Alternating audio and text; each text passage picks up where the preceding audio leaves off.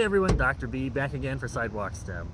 So if you watched last week's episode, we kind of skewered things through a plastic bag full of water, and we learned that the plastic has a lot of give, so that it'll actually form a watertight seal around the skewer or the pencil or the nail, all the things we were pushing in, and not let hardly any of the water out. And so we tried that with a water balloon, and if you remember, that went about as we expected. Similar kind of thing, where we can try and push it through carefully, and it's very cold, very wet, not very successful. Now, I've done a little research, and I've read that there's a way to allegedly put a skewer through a balloon. I've never personally tried this, so I'm very excited to run this experiment with you here.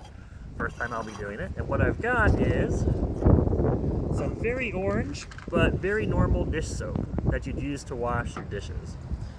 And if you put this all over a skewer, I'm going to take a moment to do this here. It's going to be very gooey. Alright, so that's very slippery now, as dish soap is.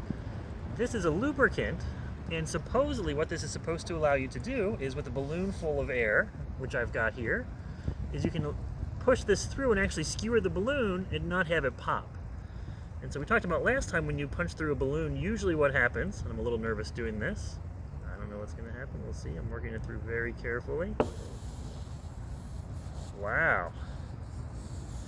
It's actually skewered through, and I am amazed by that. I mean, I read that this was supposed to work. I was a little skeptical.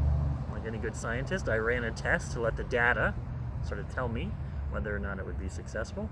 And here's our first data point. That's pretty amazing. We have a balloon on a skewer.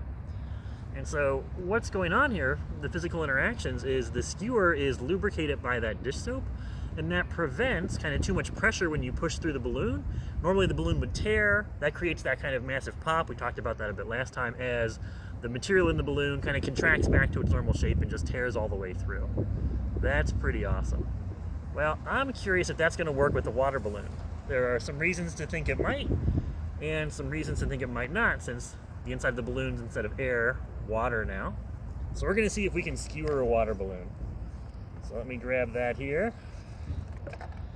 Stick it on the table. Same thing, I've got a nice soapy skewer.